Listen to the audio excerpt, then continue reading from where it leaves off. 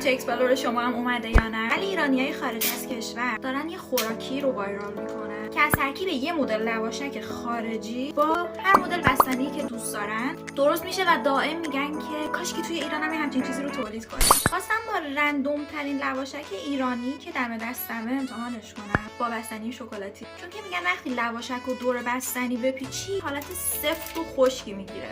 هم این قضیه رو امتحان کنم، همین نکته رو بهتون بگم و اینکه من اصلا لواشک دوست ندارم، یعنی اگه این خوشمزه بشه یه معجزه است.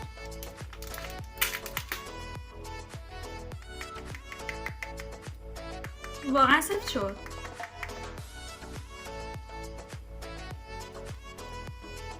مزه‌ش هم واقعا خوبه ولی لواشکش خیلی ترشه. اولین نکته این که پس میشه با رندوم ترین مدل لواشک هم امتحانش کرد. دومین نکته این که لواشک به انگلیسی میشه فروت رول. مثلا اگه طعم توت فرنگی باشه میشه استرابری فروت رول، اگه آلبالویی باشه میشه بلک بری فروت رول. پس نتیجه میگیریم که لواشک فقط توی ایران پیدا نمیشه و اگه خواستی به انگلیسی زبان بگی we have something called لواشک، بدون که توی کشور اونا هم لواشک تولید میشه، فقط به اون اندازه‌ای که ایرانی‌ها بهش علاقه نشون دادن محبوب نشده.